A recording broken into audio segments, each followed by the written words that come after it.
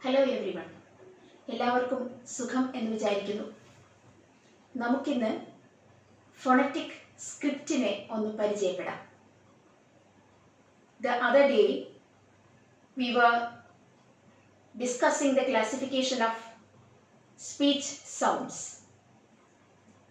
We said about the 44 speech sounds in English. They are classified into vowels and consonants. Now, vowels are further classified into monophthongs and diphthongs. Monophthongs are pure vowels and diphthongs are combination sounds. ഇന്ന് നമ്മുടെ മലയാള സ്വരാക്ഷരങ്ങളുമായിട്ട് ചേർന്ന് പോകുന്ന pure vowels അഥവാ മോണോഫ്തോങ്സിനെ ഒന്ന് പരിചയപ്പെടാം. സ്ക്രീനിലേക്ക് ഒന്ന് ശ്രദ്ധിച്ചാൽ നന്നായിരിക്കും. ഒരു വൈറ്റ് ബോർഡ് ഓപ്ഷൻ ആദ്യമായി പരീക്ഷിക്കുന്നതിൻ്റെതായിട്ടുള്ള ചെറിയ അപാകതകളൊക്കെ ഉണ്ടാവും. എങ്കിലും ഇങ്ങനെ ഒരു സംവിധാനമില്ലാതെ മലയാള അക്ഷരങ്ങൾ, സ്വരാക്ഷരങ്ങൾ, ഈ ഫോണറ്റിക് സൗണ്ട്സിനോട് ചേർന്ന് നിൽക്കുന്ന മലയാള സ്വരാക്ഷരങ്ങളെ ഒന്ന് പരിചയപ്പെടുത്തുക വിഷമമായിരിക്കും. അതുകൊണ്ടാണ് ഇങ്ങനെ ഒരു ഓപ്ഷനെ ആശ്രയിക്കുന്നത്. അതിൽ വന്നിട്ടുള്ള ചെറിയ അപാകതകളുണ്ട്, അത് സദയം ക്ഷമിക്കുക. നമുക്ക് വിഷയത്തിലേക്ക് വരാം. നമുക്ക് മലയാളം സ്വരാക്ഷരങ്ങൾ വളരെ പരിചിതമാണ്. അ, ആ, ഇ, ഈ, ഉ, ഊ അങ്ങനെ വരുന്ന അം, അ വരെയുള്ള അക്ഷരങ്ങൾ. ആ സ്വരാക്ഷരങ്ങളോട് ചേർന്ന് പോകുന്ന ഫൊനറ്റിക് സൗണ്ട്സ്, മോണോഫ്തോങ്സ്, പ്യുർ വവൽസ്. അതായത് ഉച്ചരിക്കുമ്പോൾ when we articulate certain sounds, if air escapes freely through the mouth, such sounds are called vowels.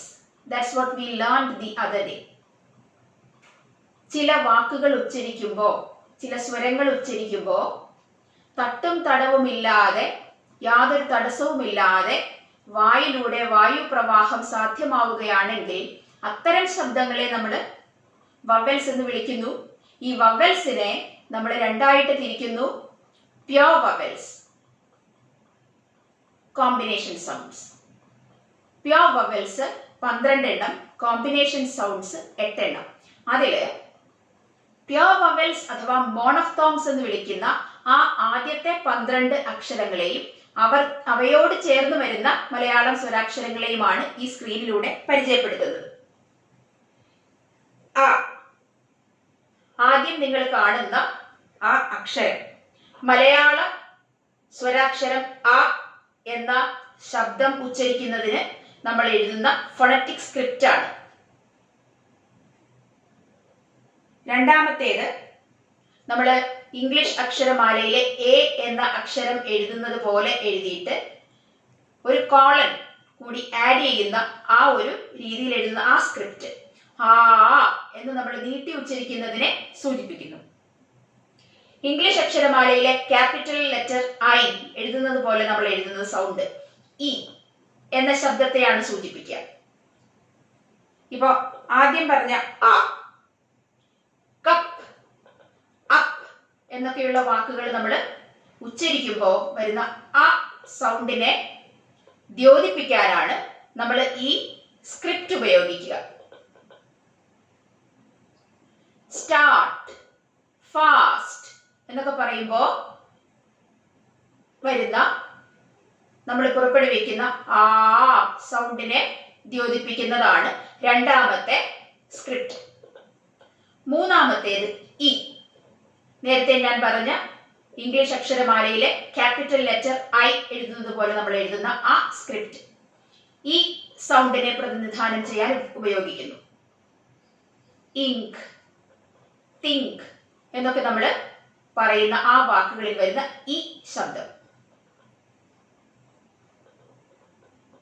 ചെറിയ ഒരു സ്ട്രെയിറ്റ് ലൈനും അതിനോട് ചേർന്ന് വരുന്ന ഒരു കോളനും ചേർന്ന് വരുന്ന അക്ഷരം, നാലാമത്തെ സ്ക്രിപ്റ്റ്, അത് സൂചിപ്പിക്കുന്നത് ഈ എന്ന് നീട്ടി ഉച്ചരിക്കുന്ന ശബ്ദങ്ങളെയാണ്.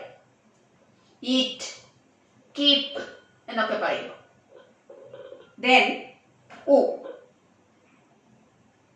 ചെറിയ ഉ, ബുക്ക്, കുക്ക് എന്നൊക്കെ നമ്മൾ പറയുമ്പോൾ വരുന്ന ആ ഉ ശബ്ദത്തെയാണ് ഇംഗ്ലീഷ് അക്ഷരമാലയിലെ യു ആകൃതിയിലുള്ള ആ സ്ക്രിപ്റ്റ് സൂചിപ്പിക്കുക. ഈ യു ആകൃതിയിലുള്ള അക്ഷരത്തോട് ചേർന്ന് ഒരു കോളൻ കൂടി വരുന്ന ആ സ്ക്രിപ്റ്റ് സൂചിപ്പിക്കുന്നത് ഊ എന്ന നീട്ടി വരുന്ന ഉച്ചാരണത്തെയാണ്. Cool for example. ദെൻ ഒ, ചെറിയ ഒ, വാട്ട്, ടക്ക് എന്നൊക്കെ നമ്മൾ പറയുമ്പോൾ ഉള്ള ആ ചെറിയ ഒ ശബ്ദത്തെയാണ് ഇംഗ്ലീഷ് അക്ഷരമാലയിലെ എ തിരിച്ചിട്ടാൽ എന്നതുപോലെ, അല്ലെങ്കിൽ ബി എന്ന് നമ്മൾ എഴുതുന്ന സ്മോൾ ലെറ്ററിന്റെ ആ നീളം കൂടിയ ആ ഭാഗം, ആ സ്ട്രെയിറ്റ് ലൈനിന്റെ കുറച്ച് ഭാഗം കട്ട് ചെയ്ത് മാറ്റി ചേർത്ത് എഴുതുന്നത് പോലുള്ള ആ സ്ക്രിപ്റ്റ് സൂചിപ്പിക്കുന്നത്. ഇനി ഈ ഇപ്പുറത്തെ സൈഡിലേക്ക് വരുമ്പോൾ ഒരു സി തിരിച്ച് എഴുതിയിട്ട് അതിന്റെ കൂടെ ചേർന്ന് വരുന്ന ആ കോളൻ പോലെയുള്ള സ്ക്രിപ്റ്റ് സൂചിപ്പിക്കുന്നത് ഓ എന്ന് നമ്മൾ നീട്ടി ഉച്ചരിക്കുന്ന സൗണ്ട്സിനെയാണ്. Oil for example. ദെൻ എ, എഗ്, എലിഫന്റ് എന്നൊക്കെ നമ്മൾ പറയുമ്പോൾ വരുന്ന ആ എ ശബ്ദത്തെ ദ്യോതിപ്പിക്കുന്നതാണ് ഇംഗ്ലീഷ് അക്ഷരമാലയിലെ ഇ എന്ന ശബ്ദ അതേ ആൽഫബറ്റ് പോലെ നമ്മൾ എഴുതുന്ന ആ സ്ക്രിപ്റ്റ്. ഇനി വരുന്ന മൂന്ന് മോണോഫ്തോങ്സിനെ പ്രതിനിധാനം ചെയ്യുന്ന കൃത്യമായ ശബ്ദങ്ങൾ നമ്മുടെ മലയാളം ലിപിയിലില്ല. അതില് ആദ്യത്തേത് എയും ഇയും ചേർത്തെഴുതുന്നത് പോലുള്ള ആ ഫൊണറ്റിക് സ്ക്രിപ്റ്റ്, ആ മോണോഫ്തോങ്, അത് ആ എന്ന സൗണ്ടിനെ സൂചിപ്പിക്കുന്നു. കാറ്റ്, പാറ്റ്, മാറ്റ്, ആൻഡ് എന്നൊക്കെ നമ്മൾ പറയുമ്പോൾ ഉണ്ടാകുന്ന ആ സൗണ്ടിനെ ദ്യോതിപ്പിക്കുന്നത് ഈ മോണോഫ്തോങ്, ഈ ഒരു ശബ്ദം കൊണ്ടാണ്. ആ ശബ്ദത്തെ പ്രതിനിധാനം ചെയ്യുന്ന ലിപിയാണ്, ഫൊണറ്റിക് ലിപിയാണ് അഥവാ സ്ക്രിപ്റ്റ് ആണ് ഇത്. പിന്നെ ഹേർഡ്, എന്നൊക്കെ നമ്മൾ പറയുമ്പോൾ ആ എന്ന് പറയുന്ന ആ സൗണ്ട്, അതിനെയും കൃത്യമായിട്ട് പ്രതിനിധാനം ചെയ്യാൻ മലയാളത്തിൽ ഒരു അക്ഷരം നമുക്കില്ല. പക്ഷെ ആ ശബ്ദത്തെ പ്രതിനിധാനം ചെയ്യുന്ന ഫൊണറ്റിക് സ്ക്രിപ്റ്റ് ആണ് ഇവിടെ 11ാമതായിട്ട് ഞാൻ കൊടുത്തിരിക്കുന്നത്. പിന്നെ ഇംഗ്ലീഷ് അക്ഷരമാലയിലെ ഈ തിരിച്ചെഴുതുന്നത് പോലുള്ള ആ അവസാനത്തെ സ്ക്രിപ്റ്റ്, അത് ചെറിയ സൗണ്ടിനെയാണ് സൂചിപ്പിക്കുക. അതായത് ചിലപ്പോ നമ്മൾ ചില പദങ്ങളൊക്കെ മലയാളത്തിൽ ഉച്ചരിക്കുമ്പോൾ ഒരു ചന്ദ്രക്കല മുകളിലിടാറുണ്ട്. അപ്പൊ നമ്മൾ ചെറുതായിട്ടൊന്ന് എന്ന് ഉച്ചരിക്കും. അതുപോലെ അതിന് തത്തുല്യമായിട്ട് വരുന്ന ശബ്ദങ്ങൾ വരുമ്പോൾ അതിനെ ദ്യോതിപ്പിക്കാനാണ് നമ്മൾ ഈ അവസാനം കൊടുത്തിരിക്കുന്ന ആ സ്ക്രിപ്റ്റ് ഉപയോഗിക്കുക. അപ്പോ മോണോഫ്തോങ്സിനെ പ്രതിനിധാനം ചെയ്യുന്ന അഥവാ പ്യോർ വവൽസിനെ പ്രതിനിധാനം ചെയ്യുന്ന മലയാള സ്വരാക്ഷരങ്ങൾ, അവയോട് ചേർന്ന് വരുന്ന മലയാള സ്വരാക്ഷരങ്ങൾ നിങ്ങളെ പരിചയപ്പെടുത്തുകയായിരുന്നു ഇതുവരെ. ഫൊണറ്റിക് സ്ക്രിപ്റ്റിനെ മനസ്സിലാക്കാൻ പ്രത്യേകിച്ച് ഇംഗ്ലീഷ് ഒരു സെക്കൻഡ് ലാംഗ്വേജ് ആയിട്ട് പഠിക്കുന്ന മലയാളികളായ നമുക്ക് ഇത് പ്രയോജനപ്പെടും എന്ന് ഞാൻ വിചാരിക്കുന്നു. ഈ ഒരു ഉദ്യമം നിങ്ങളുടെ ഫൊണറ്റിക്സ് പഠനത്തെ കുറച്ചുകൂടി മിഴിവുറ്റതാക്കാൻ, കുറച്ചുകൂടി ഫലപ്രദമാക്കാൻ ഉപയുക്തമായെങ്കിൽ എന്റെ ഉദ്യമം വിജയിച്ചു.